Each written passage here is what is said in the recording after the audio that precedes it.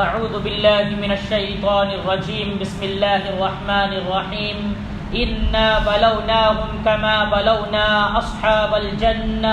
اذ اقسموا ليصرمنها مصبحين ولا يستثنون فطاف عليها طائف من ربك وهم نائمون فاصبحت كالصريم فتنادوا مصبحين ان اغدوا على حرثكم ان كنتم صارمين فانطلقوا وهم يتخافتون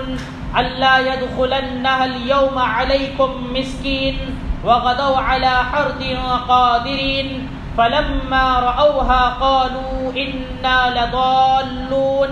بل نحن محرومون قال أوسطهم ألم أقل لكم لولا تسبحون قالوا سبحان ربنا إنا كنا ظالمين فأقبل بعضهم على بعض يتلاومون قالوا يا ويلنا إنا كنا طاغين عسى ربنا أن يبدلنا خيرا منها إنا إلى ربنا راغبون كذلك العذاب ولعذاب الآخرة أكبر لو كانوا يعلمون. شروع کرتا ہوں اللہ رب العالمین کے نام سے جو بڑا مہربان نہایت رحم کرنے والا ہے. عزیز سامعین کرام، گزشتہ کل آپ حضرات کے سامنے سورہ قلم کی وہ آیتیں آئی تھیں جس میں اللہ تعالیٰ نے نبی کریم صلی اللہ علیہ وسلم کی شان میں گستاخی کرنے والے کے بارے میں بتایا تھا کہ آپ اس کے باتوں پر اپنے کان مت لگائیے، کیونکہ وہ شخص بڑا گنہگار ہے، اللہ کے راستے سے گمراہ ہے، جھٹلانے والا ہے اور رسوا ہے، غیبت کرنے والا ہے اور اسی طرح سے طعنہ دینے والا ہے، برائیوں کا حکم کرنے والا ہے اور بھلی باتوں سے روکنے والا ہے، گنہگار ہے، اور اس کے علاوہ وہ ذو نسب بھی نہیں ہے، اور اس کے علاوہ بس وہ اس لیے وہ اس بات کا گھمنڈ کرتا ہے کہ اللہ نے اسے مالدار بنایا ہے اور اسے بیٹے عنایت کیے ہیں.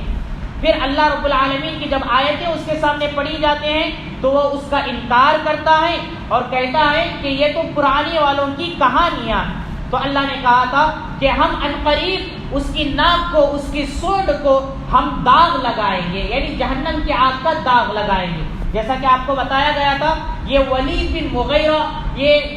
دشمن ہیں جو کہ نبی کریم صلی اللہ علیہ وسلم کو برا بھلا کہتا تھا، الزام لگاتا تھا. تو مفسرین کا بیان ہے کہ اسی کے متعلق یہ آیتیں نازل ہوئی ہیں.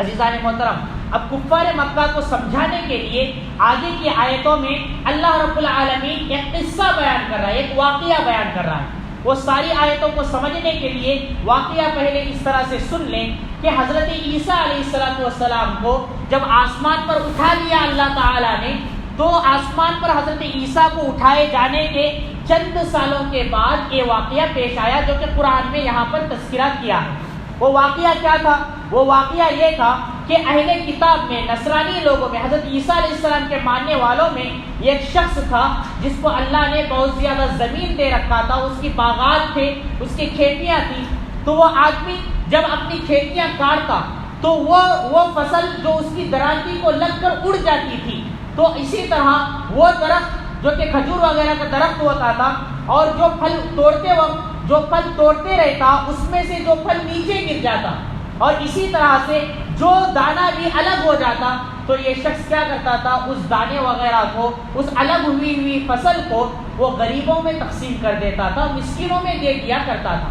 تو دیکھتے ہی دیکھتے جب فصل کاٹنے کا وقت آتا تو اس کے کھیت کے سامنے بہت سارے فقراء اور مسکین جمع ہو جاتے اور یہ سوچتے کہ بہت بڑیا اناج یہ ہم لوگوں میں خرچ کر دیتا ہے. ایک دن ایسا ہوا کہ وہ آدمی مر گیا. اب وہ آدمی جب مر گیا تو اس کے 3 بیٹے تھے، جیسا کہ حضرت عبداللہ بن عباس رضی اللہ تعالیٰ عنہ کا بیان ہے. اس آیتوں کی تفسیر میں انہوں نے بیان کیا ہے، تفسیر ابن کثیر، تفسیر قرطبی، تفسیر مظہری، ایسے بڑی بڑی کتابوں میں یہ واقعہ لکھا ہوا ہے کہ حضرت عبداللہ بن عباس رضی اللہ تعالیٰ عنہ کہتے ہیں کہ یہ ملک حبشہ کے ایک گاؤں کا قصہ ہے. اور بعض مفسرین نے یہ بتایا ہے کہ نہیں، یمن کا ایک علاقہ ہے صنعاء، تو اس گاؤں کا یہ واقعہ ہے. بہرحال جب وہ مر گیا تو اس کے 3 لڑکے تھے، تو ان لوگوں نے آپس ہی میں باتیں کی کہ ہمارے والد کیا تھے، وہ غلط کیا کرتے تھے، اتنا سارا اناج ان لوگوں کو دے دیا کرتے تھے، ہم قسم کھاتے ہیں کہ آج کے بعد اپنی کھیت میں، اپنے باغ میں ان فقیروں کو، ان مسکینوں کو آنے نہیں دیں گے۔ پھر اس واقعے کے بعد ان لوگوں نے کیا کیا،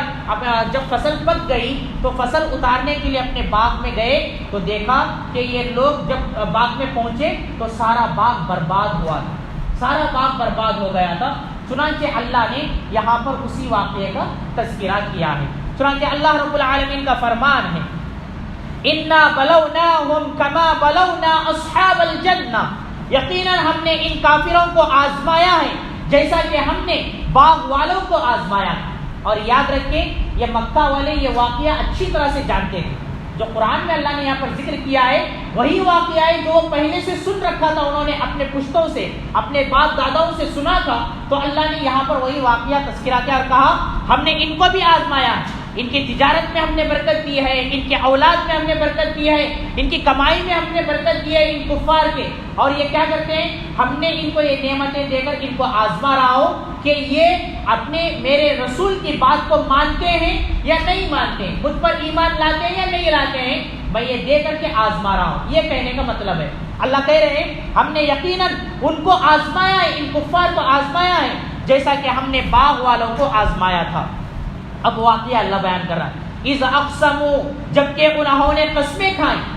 یعنی ان کے بچوں نے جو قسمیں کھائی تھی ہم فقیروں کو آنے نہیں دیں گے، اللہ نے اذ اقسموا، جبکہ انہوں نے قسمیں کھائی، لیسرمنها مصبحین، یقیناً ہم صبح ہوتے ہی ہم اپنی کھیتی کو کاٹ لیں گے، ہم اپنی فصلوں کو اتار لیں گے، کاٹ لیں گے،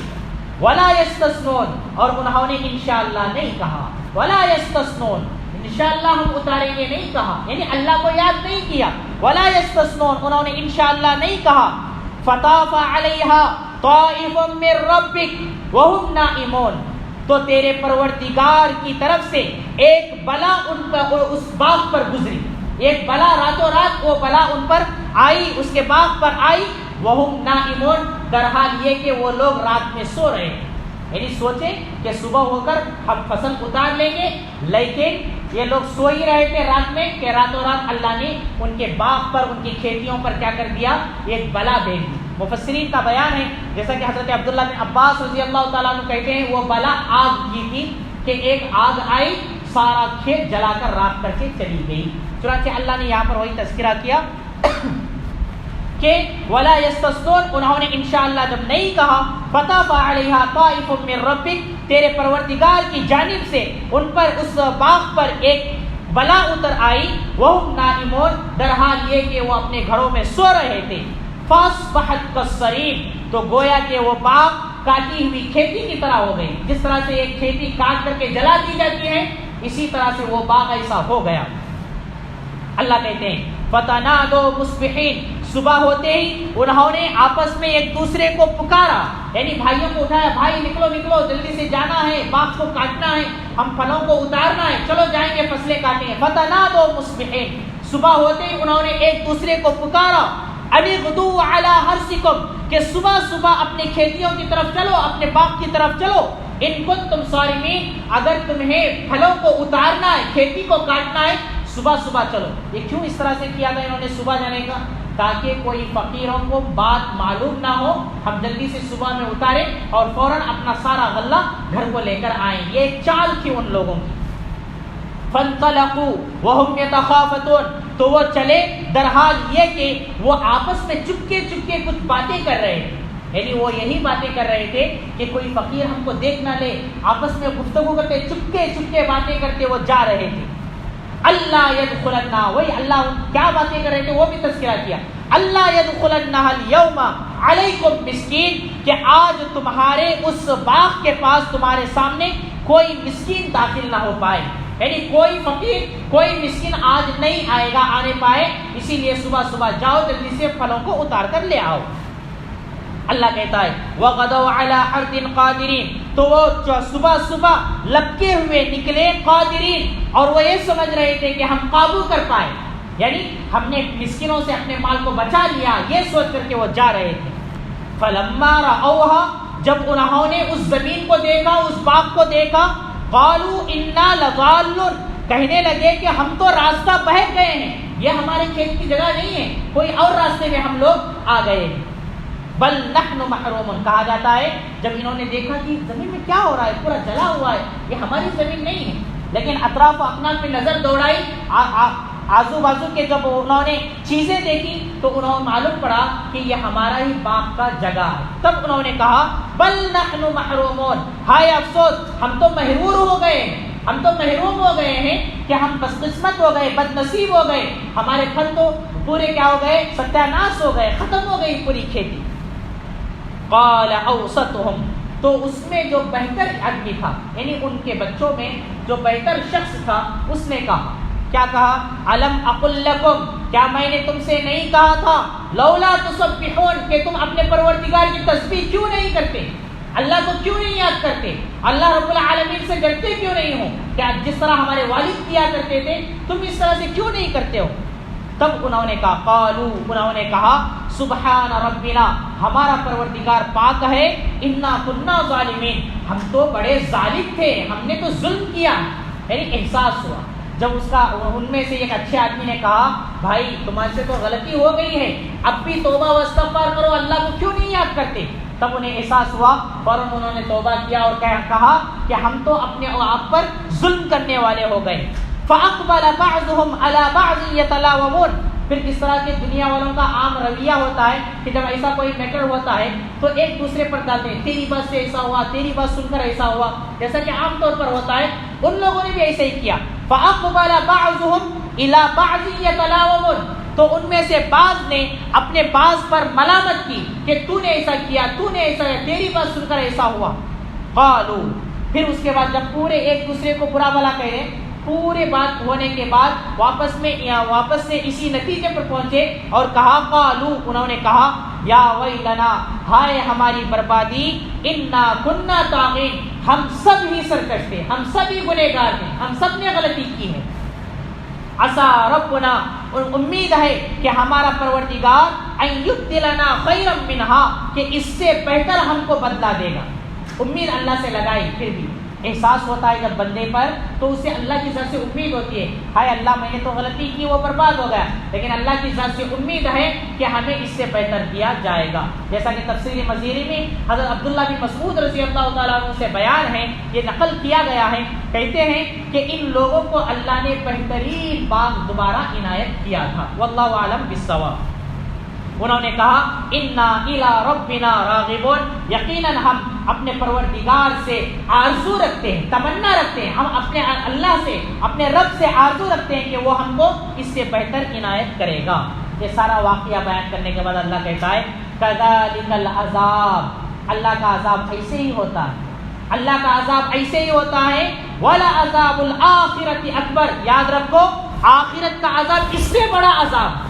آخرت کا جو عذاب ہے اس سے بڑا عذاب ہے۔ لو كانوا يعلمون، کاش یہ کفار لوگ سمجھ جائیں، علم رکھ لیں اور یہ جان جائیں کہ دنیا میں اللہ نے ان کو آزمایا ہے تو آخرت میں اس سے کہیں زیادہ عذاب میں مبتلا کرے گا۔ عزیزان محترم، یہ ساری آیتوں میں یہ ایک واقعہ بیان کر کے اللہ نے بتایا کہ بندے کو کبھی بھی غلطی نہیں کرنی چاہیے اور اسی طرح اللہ کو بھولنا نہیں چاہیے، جو بھی کام کرنا ہے انشاءاللہ کہنا چاہیے۔ اور اسی طرح ان آیتوں سے یہ بھی معلوم پڑا کہ اپنے مال میں جو نے اللہ نے ہم کو دیا ہے اس میں فقیروں کو اور مسکینوں کا اس کا حق نکال کے دے دینا چاہیے، یہ برکت کا سبب ہوگا۔ اگر یہ نہیں کرے گا تو بندے پر عذاب الہی اترتا ہے، جیسا کہ ان آیتوں میں اللہ نے ساروں کو یہاں پر سمجھایا ہے۔ اللہ سے دعا کریں کہ اللہ تعالیٰ مجھے اور آپ کو ان ساری آیتوں کو اچھی طرح سے سمجھ کر کے عمل کرنے کی توفیق عطا فرمائے۔ بقیہ انشاءاللہ آئندہ کل ہوگا۔